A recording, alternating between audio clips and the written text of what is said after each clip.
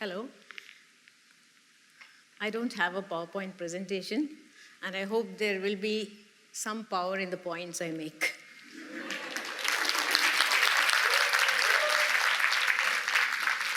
So, thank you very much. I'm very happy to be here. And often people ask me, what are the reactions of your readers to your books? And I tell them what I've heard. They say they read, then they laugh, then they read again, they laugh some more. They read a little more and laugh longer. And they read and they laugh. I can get through the whole TED Talk in this way. But I have a topic, and therefore I will stick to that. And I will talk about why humor is important, what goes into humorous books, and I will talk about my sense of why comedy is invaluable. Of course, I could talk about, have a critical inquiry into the nature of laughter and comedy, but then that could have tragic consequences in a TED Talk that is on humor. So I won't do that. And I have to tell you that comedy, laughter, is supposed to be very healthy. You must have heard about that, right? That it releases endorphins in your brain, the feel-good hormones, chemicals that make you feel good. And also, laughter is very therapeutic. So what does laughter do to you? I said laughter is healthy. So you can forget about eating all those vegetables, going on long walks, going for your workout. Laughter is a natural painkiller. So goodbye Brufen, bye-bye aspirin, no more paracetamol. It's supposed to make you look younger. And because when you laugh, 15 muscles move, and that keeps you looking young. Your face is getting a workout. It is a stress buster, and it is a mood elevator, and therefore, no more antidepressants or those long hours on a psychoanalyst couch. Did I hear someone say Freud? Who is that? I don't know that guy at all.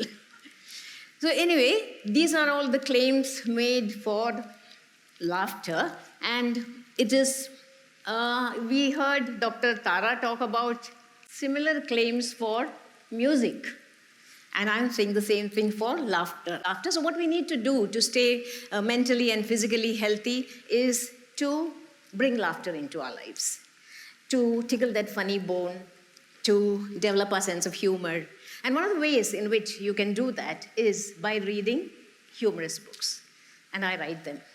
But I must tell you that I am under a double disadvantage. I could say there's a third one also, which is that I'm a woman writer in a largely patriarchal field, like most fields. But I'm not going to talk about that. I'm going to talk about two other disadvantages, which is one is that I am a children's writer. Two, I write humorous books. Now you'll wonder why that is a disadvantage.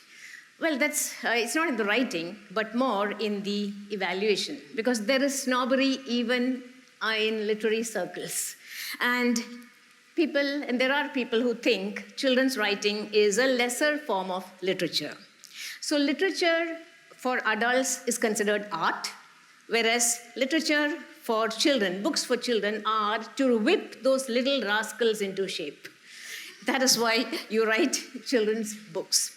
And that is why, because it's a notch or two below adult writing, children's writers are believed to come into their own only when they write a book for adults, which is probably why J.K. Rowling, I'm sure, but she will not confess, she must have felt the need to write Casual Vacancy. And people ask me, they tell me, "Jo Tweet, you write books for children? When are you going to write for adults?" And when I say I have written for adults, then they nod wisely as if, okay, there is some hope for that one. She might make it after all. So that is one disadvantage. It's the same for humorous books. So humorous books play second fiddle, third fiddle, maybe a poor cousin to what are considered in literary circles higher literary genres. Of course, you won't go so far as you must have heard of Groucho Marx, right? He once said, "From the time I took this book till I put it down, I couldn't stop laughing. One day I hope to read it."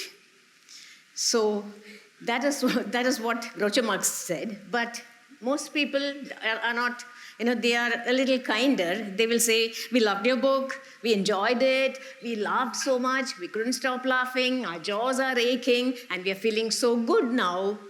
So let's go and read Tolstoy's War and Peace." And that is probably, this kind of second-class treatment given to humorous books is probably the reason why P.G. Wodehouse, the comic writer past compare, never won a literary award. And when he was, I think when 1975, he was finally given a knighthood. And the next month he passed away. Out of shock or joy, we do not know. But later, in 2000, there was a prize instituted in his name for comic writing. It's the first and the only prize in UK for that. In India, we don't even have one. And that is called the Bollinger Everyman Wodehouse Prize. And do you know what the winner gets? A crate of Bollinger champagne. They are the ones. So yeah, Bollinger is the brand for champagne brand. A crate of champagne, and then you have a set of books, Everyman edition of Wodehouse's books. And this is what is most interesting. A pig will be given the name of the title of the prize-winning book. Now you'll wonder why pig. Those of you who are familiar with Wodehouse will know why. Those who aren't, a pig, the Empress of Blandings, is one of Wodehouse's most enduring and endearing creations. It is a big, fat, I'm sorry, I shouldn't say fat, extremely healthily built, enormous pig. And therefore, I really think you should give comic writing a shot, because these prizes are very interesting, right? You should do that. But remember one thing, you must give a very long title so that we confuse that poor pig. Now, so this is, whatever it is, all said and done, I'm writing books, humorous books. I've written books for older children. I've written 2 books for adults, not to prove anything. They just happened. I know you must be thinking there quickly, she's justifying it. But they are all humor-driven. Now, I did not start, I don't evoke laughter deliberately. I don't take pains to do that. It comes kind of naturally to me, and that is probably because I grew up in a house where I'm the eighth of, and I have 7 older siblings. And I'm very grateful to them for honing my skills at repartee and wisecracks, because those were survival tactics for me. I needed to survive. But along with that, I was also, I had a weakness for humor anyway, and I was reading a lot of humorous books, and those probably helped me to internalize humor, and my weakness became my strength, or it still remains my weakness. I really do not know, but I started writing books for books that are I think, humorous. So what exactly, how does this happen? Now, because this happened, I'm able to look at the world with a comic vision, and I'm also able to notice the absurd that is there in life. So that is how it is, and I use humor in titles. We have funny titles like the couch potato who said ouch, the crocodile who ate butter chicken for breakfast. And there are other people's titles, like there is a hippopotamus on my roof eating cake, Jurassic farts. These are the kind of titles. They cannot be titles of dystopian novels. Neither can you have characters like Butterfingers being the hero of a tragic, sad story. I have a character, I've created a character in my animal story whose name is Aristotle. And Aristotle is a termite. Aristotle his father named him Aristotle because he loves books and he started with the Poetics. Now, children will not understand that because they will think it's Aristotle Poetics, but an older person, an adult will. And that's the beauty of children's books because there are layers of meanings and you can understand and appreciate them as you grow older, and as an adult too, you will love these layers of meanings that are there. Then you use situational comedy, farcical. Situational comedy can range from farce to subtle. And I'll just give you one example in this book that is called Smash It, Butterfingers, in my book, where the principal has just had a conversation with the chairman of the trustees. Now, it's not a conversation. It was totally one-sided. The chairman was talking to him all the time, and he couldn't get a word in. So he's very upset, very frustrated. He wants to let off steam, but there is no one, no human being. And the cat, a black cat whose name is Ozymandias, comes and sits on the windowsill. So he looks at the cat and says, "Cat, am I not the principal of this school? Am I not the one who takes decisions here? A millionaire takes things into his hands. Because he's a millionaire. He has arranged a rock concert in my school, and I'm the last to know. And the chairman is declaring holidays in my school. Cat, who am I? What am I?" The cat stirs, stretches, licks itself, yawns, and goes away. The principal looks at the cat and says, "Black cat, good luck or bad luck?" Mr. Brijesh is right. A black cat is just a cat.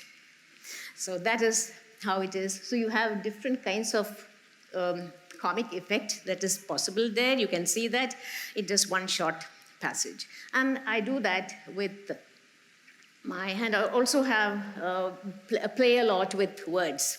You have puns, quibbles, sarcasm, irony, all that being used. So there is one sentence in my book, Tongue in Cheek, where I'm describing Kerala weddings, and there is, I describe the bride entering. So the bride entered the stage, bent to the shape of a comma by the ornaments on her person, and she came to a full stop at the center of the stage. So this comma and full stop, I didn't do it deliberately, it just came to my head. So that's how the brain makes these connections when you kind of internalize this kind of thing. And on another occasion, my husband is looking, that is in the travel book, he's looking for a pair of jeans that are right for him. He doesn't find them at all. He's frustrated, unhappy, and then the shop attendant holds up a pair of jeans and tells him, which are faded, torn at the knees, and he says, "Distressed, sir?" And my husband says, "Yes, very." So this is how you manage to bring in humor, and that is how it goes on. In my books, you also have, and self-deprecating humor is something that I find very easy because there is so much about me to laugh about. The way I look, my appearance, my very poor cooking skills, my non-existent driving skills, my gullibility, my ignorance of local geography. So I understand all that, and I take pot shots at myself. And it pays. It's very good to have a husband who is a sport and doesn't mind being the center of some of these humorous situations. So these are the ways in which we can generate humor, and there is a lot of humor around us if only we looked for it in the right way. So how do you do that? You can do that by realizing that we are very unimportant people. We are extremely unimportant. We are totally insignificant. A baby laughs 400 times a day. And as you grow older, when you come to be 35, you laugh only about 15 times and less when you are at your workplace. So that is how it is. And therefore, you have to learn to laugh at yourself, prick the bubble of ego, and look around you and look at things in the right way. And also, we draw the line at humor that is hurting, that makes fun of disabilities and discomfort and death and so on. But strangely enough, I read recently, it is a study in 2017 by a set of Austrian doctors, neurologists, and they say that those who enjoy black humor jokes, their IQ is higher than those who do not. And they are less aggressive and more gentle. And why that is because if you can find humor in the darkest aspects of human life, then you don't take yourself too seriously. You can face anything. You are grounded. So if somebody comes and tells you the story about a man who was giving a speech and he began by saying, "Today I will be brief," and the chandelier falls from the top on his head. I'm looking up to see if there's any chandelier here. Or if there is another person who tells you, "My wife asked me to pass the lipstick, but by mistake I gave her the joystick and she hasn't spoken a word to me after that." So I hope you laugh. You laughed, which means you are healthy, you are intelligent, you are gentle, you are empathetic. So please keep working those 15 facial muscles. Look at the world through comic glasses. Thank you very much.